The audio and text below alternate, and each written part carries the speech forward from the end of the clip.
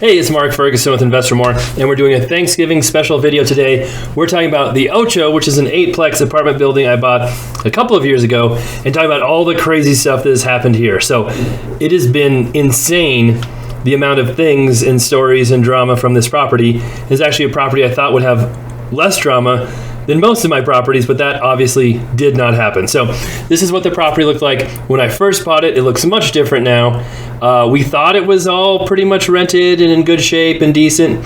Turns out we were wrong. So we'll talk about all those stories, what happens, how it's resolved, and how the property is doing today. Now, of course, we appreciate the likes and shares, and shameless plug. I've started a new car channel. If anybody didn't see that or missed it, Mark's House of Cars. I'm just posting a lot of car stuff there. So I have so many videos and different things I can post on my cars and different stuff. And I try and keep this channel here more real estate related. So if you are interested in the cars and drive-alongs and different stuff, I've got a cool new camera. Check out that, and it's pretty fun. Okay, so back to here. Here's the Ocho. When I bought it, well, we paid $1.35 million for it. It was for sale on the MLS for, I think, 1.8, but I'd seen a wholesaler had it for sale and was selling it for way less. So I knew we could get it for way less. That wholesaler wasn't able to sell it. Went back on the market, and that's how we ended up getting this property. Now, I'll show you the inside of one of the units. This is what most of the units looked like when we bought it. We went through and remodeled quite a few after tenants moved out. But all the units, but I think one, were rented, and a lot of them had just been rented as well.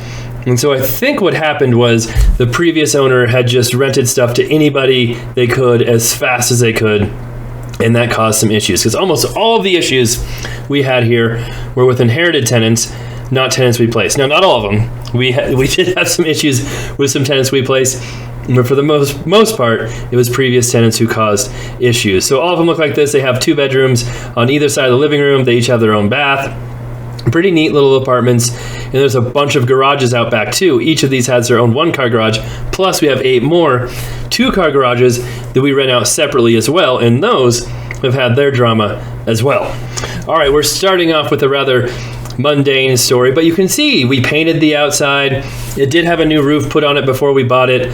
We painted the garages, but the yard just looked so bad and kept looking worse and worse and worse after we bought it. And it turns out we figured out why that was, and that was because a tenant was parking in the yard, you can see right there, to put their groceries inside. And that wasn't just happening once or twice, but all the time. We caught them doing it twice. My contractors caught them doing it, and that's just when we happened to be there. So we gave them notices, said you can't do that. They just kept doing it over and over again. And honestly, it didn't stop until I put that on social media, and it got a ton of a ton of engagement, we'll put it that way, some good, some bad. And it actually got all the way around back to my town, and I think they may have seen it or someone told them, and they stopped doing it after that. Surprise, surprise. But a lot of people, it's funny, were giving me all kinds of crap for exposing these tenants' information and showing them online. And I'm like, I didn't say where this was, what the address was, anything. And the people accusing me of doing that stuff were actually posting the address and saying where it was. And I'm like, you're the ones posting sensitive information, not me. And then, anyway, it was quite the craziness. So after this stopped, and after the cars stopped driving on the grass got way better. We were able to fix the sprinkler system because I did break some of the sprinkler system, and we planted some trees. Now those trees died, but it's the thought that counts, and we're going to plant some more trees, and hopefully that will help alleviate this as well. Now, I'd actually forgotten about some of this drama. So I have a playlist with the Ocho. All these videos are on that playlist. Something like 53 videos. But these are some of the back garages along an alley. And someone broke into one of the garages shortly after we painted them. They just cut a hole right through the garage door, crawled in, opened it up, and I can't remember if that one was empty or if they stole some stuff. I think they might have stolen some stuff. But just ridiculous what people will do.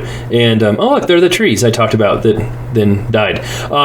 So there are the other garages we talked about as well that go with the tenants' units.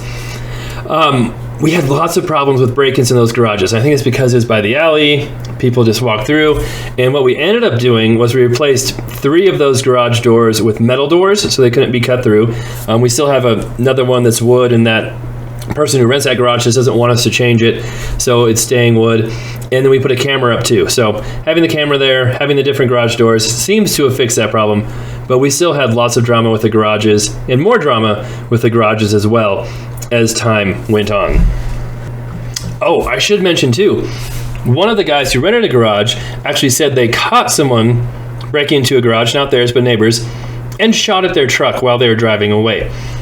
Probably not a good idea to do that, but ironically, that person who did shoot at the truck or told me they shot at the truck will be front and center in one of the garage stories here pretty soon. And yes, this does have coin op. This is kind of the first property I bought that had a coin op washer and dryer, which got me into more coin op washer and dryers, and then got me into buying laundromats and all kinds of other stuff. So this is the catalyst and cause for all of that obsession, and it's much cleaner now, that's for sure. All right, now we're moving on to the fun stuff. Multiple evictions occurred at this property. So this eviction was for one of the tenants, ironically the tenant who was parking their car in the yard, and got upset about that, but they did not pay rent for something like 18 months. Something crazy. And what happened was they got COVID money, so the city was paying their rent for a little while, then that stopped. They still didn't pay anything. We worked with them and tried to get them to pay something. I literally told them, hey, pay us something, give us like $50 so we can tell you're serious, and because they're trying to get more COVID money. That was what their goal was. And this was a year well after COVID had happened. It had been kind of in the past, but there still was COVID money available. They wouldn't give us anything, $0. They refused to pay us anything. We gave them eviction notices, nothing. Eviction day came, and they didn't do anything to move. They couldn't believe that they were being evicted, and it was just crazy. They left all their stuff there, threw a fit. We're trying to be super, super nice about letting them stay longer. I'm like, nope, I've talked to you. I've told you over and over again, what the circumstances were. And as soon as they realized they were being evicted, they were nasty, yelling, screaming, cussing, just ridiculous. One of the worst evictions we've ever had. And there you can see the police. They wouldn't open the door forever either. And finally they opened the door, and the place was trashed. Here, we'll show you first. Yeah, that's all the stuff that was in their 2-bedroom apartment, and their garage was full as well. It was crazy. So I actually didn't show all the stuff in their apartment, which I probably should have done, but I was trying to be respectful and not show how nasty it was. But in hindsight, they were way more nastier to me anyway. But anyway, this is what it looked like after we got all their stuff out, cleaned it all up. But there was a cat in there. There was just a litter box with clothes covered over it, a used litter box, feces in the shower, all over. So it was just nasty. And then, let's see here. Hold on, that wasn't the right apartment. That looked way too nice, way too clean. That was a different apartment that had become vacant. So never mind. Here is what the apartment looked like after we moved their stuff out. I was like, this isn't right. Something's wrong here. Am I showing a different apartment there? This is what it looked like after we got all the stuff out that the sheriff made us get out. So with evictions in Colorado, the sheriff deputies come, they knock on the door, they tell people they have to leave, they'll stay on site if we need them to. They don't move anything. I have to have a crew, and usually they require at least 10 people there to move stuff out. I was helping move stuff out. I think Nikki was helping too. And if we don't have 10 people, a lot of times they'll reschedule the eviction. But we only have an hour to move everything out. No matter how big the house is, how much stuff there is, that's what the laws call for. Sometimes they give you some leeway on that if it's an impossible situation. But this one, we got it done pretty close to when it should be. And here, I knew I was... like something was wrong before. This is what it really looked like. But stuff everywhere, food, drinks under beds. It was months old, moldy, disgusting, and there were kids living there, which is horrible. That's where the litter box was, down there, just covered in clothes. And yeah, there you go. That's what the shower looked like with their cat, who they were not supposed to have and claimed they didn't have for many months. But then as they're moving out, we told them we found their cat, and they said, oh, please give us back our cat. So yeah, this was a tricky situation. Those were inherited tenants from before. And ironically, like 6 months after this happened, that tenant who was screaming, yelling at me, cussing at me for nonstop. They also kept turning the water on and off outside on the spigot just to make us mad. We had to literally take the valve off the water spigot so they'd stop doing that. Had to call the police on them multiple times after that too. But they came back to my office and said, hey, will you write a letter of recommendation for a new rental property, because we need that because of the eviction and the other issues. So basically I said I wasn't pursuing a judgment, but I gave them the entire spectrum of what happened and what they did. So I did not leave any of that out. And actually, wait a second. Let's go back here. We had some sound here. And things, just because, I don't know, it's kind of weird. I don't know why people are yelling. But you're obviously outside. Never mind, you couldn't really hear them yelling. But crazy situation. Never heard from them again after this eviction, except for, like I said, 6 months later when they wanted our help. And other interesting thing, we showed all that stuff there at the end, which I think we'll show right here. Another tenant had put a bunch of their stuff in the garage to help them and store it. So, like I said, it was full. There was so much stuff, and we have to leave their stuff either outside for 24 hours, or we can put it in a dumpster for 24 hours, depending on how it's set up. And oh yeah, that was them turning the water on over and over again. And we called the police. They took forever to get there. They wouldn't leave. They wouldn't leave the property. They're supposed to leave. So they did eventually leave and get out of there once the police came again. But it was a tricky, messy situation. And I believe this is the next day, and there were people going through the stuff, and I didn't know if that was them, but it turned out just to be random people who had gone through the stuff. And this is why we try and put them in dumpsters if we can. For some reason, we didn't get a dumpster there in time, or something happened. But if we have it all in a dumpster and contained, people can still go get their stuff, look through it. But people won't make such a massive, huge mess and just have stuff everywhere. And so, yeah, that's what the aftermath was. And I guess they came back and got some of their stuff too, but a lot of that was just other people. So crazy situation. Glad that's over with. All right, here was another situation. And apparently I just did a voiceover on it of an old video. So you'll get to see me in double vision, I guess. We had a situation where the power company turned off our power in the middle of winter and nobody had heat. So the property is run with a boiler and hot water heat, but that boiler uses electricity, so it has to have electricity to run. Well, all the tenants have their own meters. They all pay their own electric, and there's another meter for our boiler and for the garages. Well, we had changed over all the utilities into our name, made sure that was all done. Well, Excel, who's the electric company, messed up and didn't switch over one of the accounts because it was a commercial account, they said. And because it's a commercial account, they forgot to switch it over because we just switched over the residential side. So it turned out we weren't paying the bill because we never got it. We didn't know we were supposed to be paying it. And as soon as we figured that out, we said, hey, we'll pay our bill. Let's get this going. And it was crazy because I was on the phone with them for hours and hours and hours. They would not turn the power back on. Even though it's the law, they have to turn it on. They kept saying, well, it's a commercial account, it's after hours, we don't have to turn it back on. And I'm like, it's not a commercial account, it's an 8-unit apartment.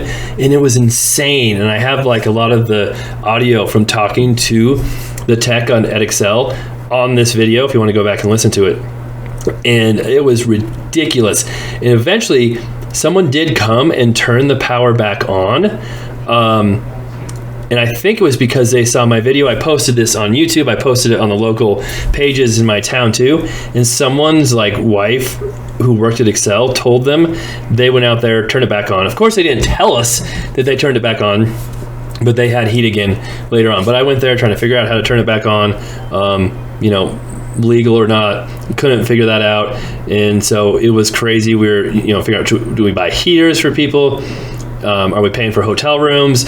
We're trying to figure out what we could do, and then it was turned back on later that evening, thankfully. But just crazy situation. We've had problems with Excel Energy before too, but this was pretty bad. Oh, here's one of the craziest stories, of course, the squatter eviction. So while that other eviction was happening and we were messing around, we had squatters who had moved into the property. And what happened was there's another tenant who we had inherited, and she moved out. She told us she was moving out. She gave us notice, and she said, hey, I'm out. We're like, great, can we have the keys? She's like, oh, I don't have the keys. I'm like, what do you mean you don't have the keys? Well, technically, my sister-in-law or somebody's there cleaning for me. So when she's out, we'll give you keys. We're like, okay, so you haven't moved out yet. You're still there. She's like, no, I moved out. I'm like, well, we need keys. We need access to the property. That's how we know you've moved out. And so there were some of the squatters right there. And what happened was over time, this is us, the eviction, but before this, I went over there, talked to the sister, said, oh yeah, I'm just cleaning. I'll be out in a day. That went on for 7 days, never left. Never saw any cleaning being done, saw random people living there. And then more people started moving in. And I talked to the previous tenant. She said, oh no, she's out. She's not there anymore. I'm like, no, they're still here. She's like, oh, well, it's not my problem. I moved out. You deal with it. And so I stopped by again, and the lady said, I'm calling the cops. They're coming here. We're trespassing you. You need to be out of here. And she said, fine, I'll leave. And maybe not, she left. Or maybe, no, we offered her some money to leave too. And she claimed she left, and she'd meet me to collect the money. I'm like, okay, I'll meet you at the apartment. And she's like, I don't know if I want to do that. So I go to the apartment.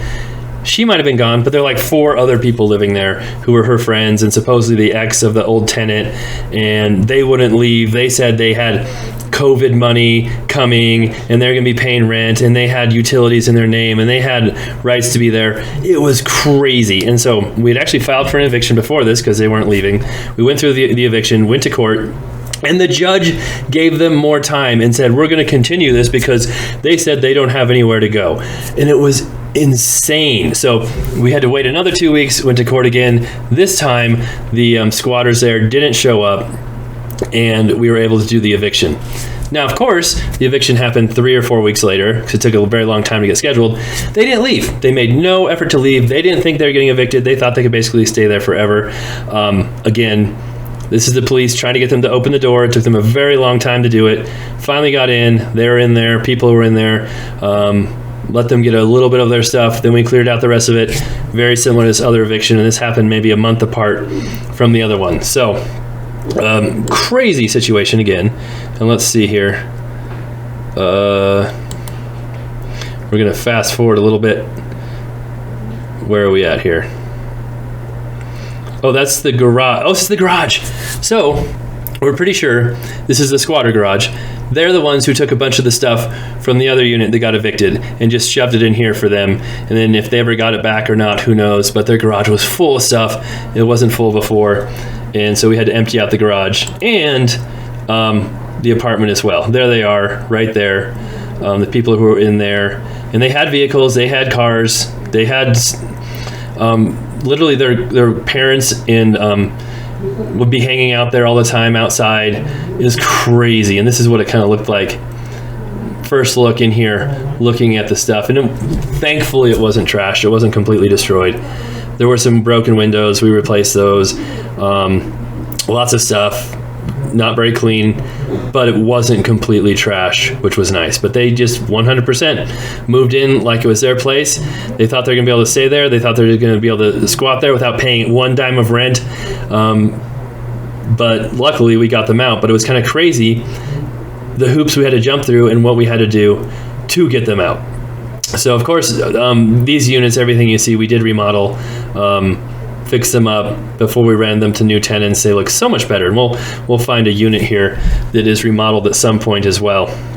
But yes, this was one of the crazier situations I've had to deal with in my real estate career. But on the plus side, right, there's always a positive. This video has 1.3 million views. So this video itself made me over $10,000, which more than paid for the eviction and some of the hassles. Still annoying, it happened, but at least there was some positive to it. I also got a lot of followers, and it helped on my social media as well too. So if you see me still posting stuff from the squatter eviction, still mentioning it, it's because it's interesting and people love it. So that's why. But I'm not saying I want this to happen again, but it could have been way worse had I not been able to, monetize it and help out my channel and different stuff in other ways as well. All right, here we go. I wanted to show what it looked like outside. after we got all their stuff out. Again, not as much stuff as the other apartment for sure, but still quite a few things, and a lot of that came from the garage as well. So yeah, quite a few things, but nothing like the first eviction as far as how much stuff they had. All right, so more drama, and this wasn't that long after the last eviction. And what we had here, you can see it's snowing, it's winter. I was doing a video, checking on something. Oh, our guys were in there remodeling, putting in windows, doing stuff like that. And I could hear people yelling. And I wanted the police to really be pissed off at me. But you can see them all right there. And there must have been 5 police cars in front of the garage, another 2 or 3 unmarked cars on the road in front of the Ocho, and then like half a block away, at least 3 other unmarked cars kind of... Here we go. I'm finding the right spot.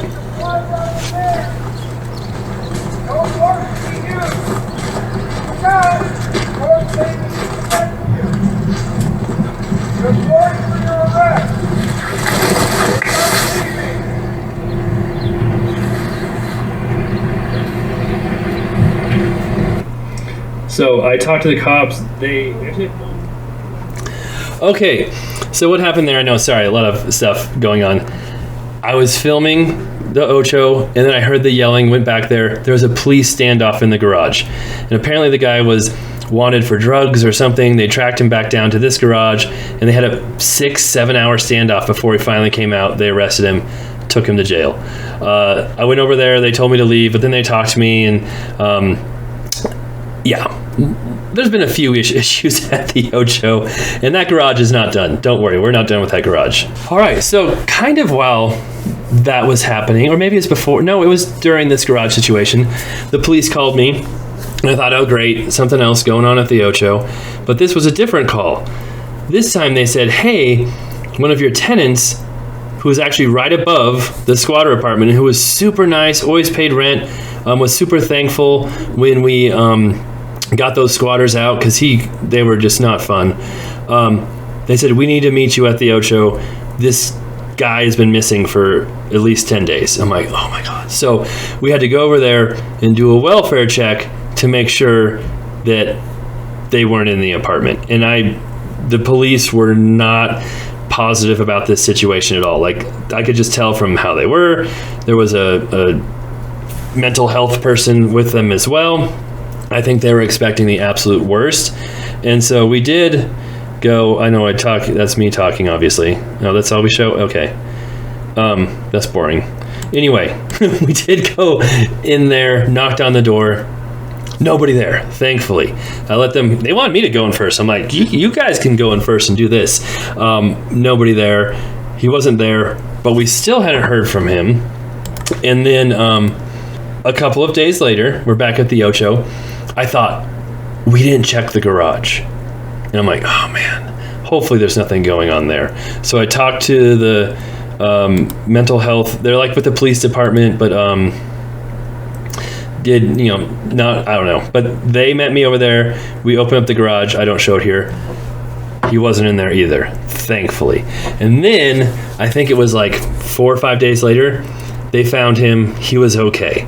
He'd kind of, I won't get into it too much, but he was okay.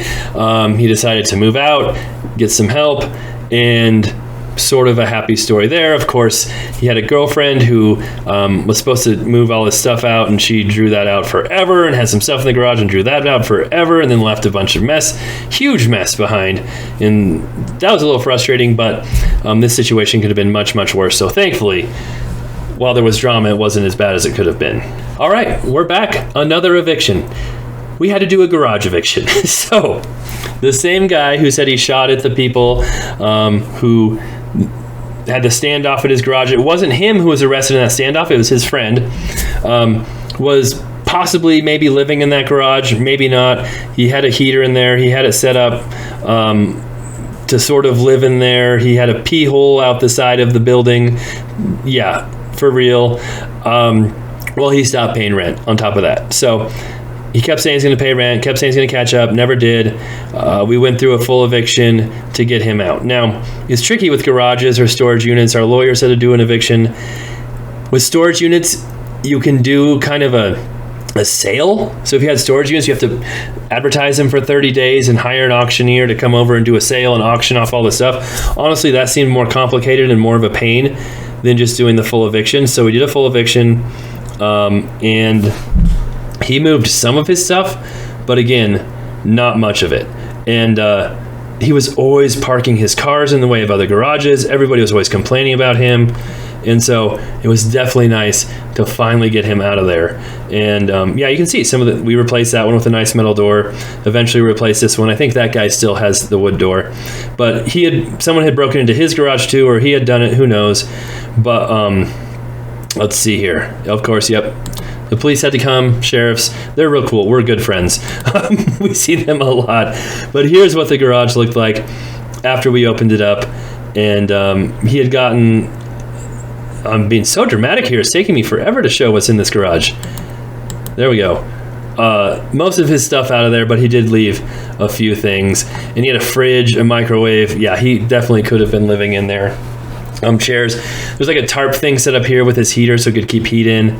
And it was a weird situation. And supposedly he is fixing cars, but there's an abandoned car there forever as well.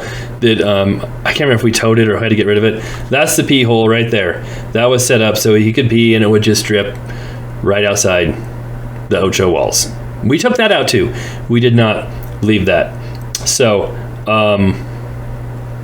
yeah, glad to have that happening. Now the person who replaced him at that garage is a little bit better, but not that much better. So again, yeah, it's been crazy at the Ocho. Like I said, we did eventually put cameras in that alley.